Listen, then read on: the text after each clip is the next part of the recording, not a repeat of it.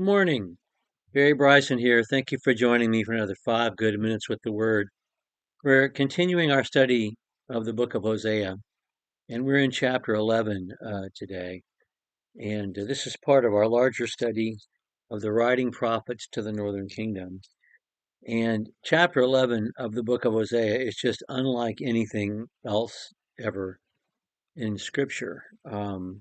In fact, the book of Hosea is a singularity in Scripture in the way God just bears his heart, his soul. God just personally tells us all the feelings that he's having to process because he's been brought to this point where he needs to he needs to punish, he needs to hold accountable an idolatrous people. Throughout the book, throughout most of the book anyway, um, the northern kingdom, Israel, Ephraim, Israel, Jacob, those three designations. The northern kingdom that broke off, the northern kingdom has been the unfaithful wife, and Hosea has had to live this out. But in chapter 11, Israel is the child, and God is the parent, and so we're going to take today to introduce Hosea chapter 11, and then we're going to take a couple of days to to we're going to take a couple of days to go through the text. So we'll look at verses 1 through 7, and then we'll begin with verse 8, and we'll finish out the rest of the chapter. The very last verse, verse 12, really connects with chapter 12 and not with chapter 11.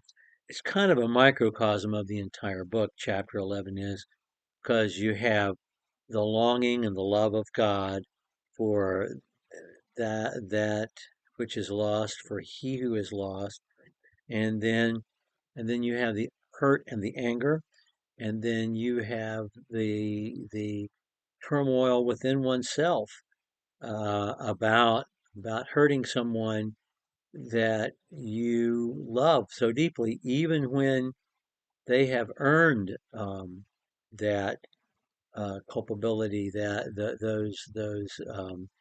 uh, um, those results from their actions. And then you look forward to a time when things can be better again. And God has gone through all of these emotions multiple times in the book, and the book generally follows that flow. It ends with chapter 14, where God is just looking forward to a time when he can give grace and bring everyone back and just love everybody up again. Um, and we have that here. This is how the thought in chapter 11 um, ends. But in between time, it's just so intense. And we have God in verses 8 and 9 changing his mind or tempering his judgment and giving grace when grace, of course, grace is never deserved. That's what makes it grace. Giving grace when giving grace does not seem to be the appropriate thing to do, but love wills out. That doesn't mean that they're not going to be held accountable for their actions. It just means it's not going to be as bad as it ought to be because God cannot bring himself to do that. And we have God in himself speaking to himself. God speaking to himself in verses 8 and 9. And in a passage that's not like anything else in Scripture. How can I give you up?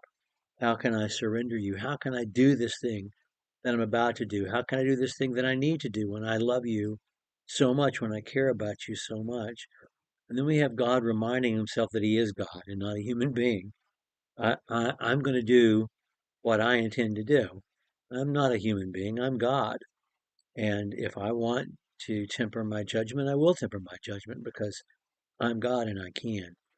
Um, it's an amazing piece of scripture, Hosea chapter 11 is.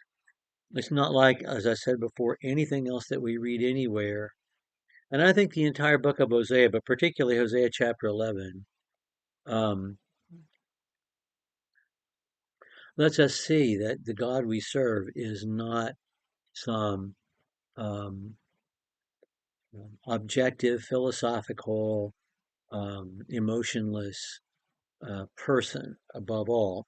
He is above all, but he's not those other things. He's certainly not emotionless, and it matters to him what we believe about him and how we respond to him, and it hurts him when we are faithless and disobedient, and it it hurts him when he has to hold us accountable for such in a variety of ways because he cares about us so much. Okay, we're going to pick up with verse 1 of chapter 11 next time. Thank you for joining me for another 5 good minutes with the Word.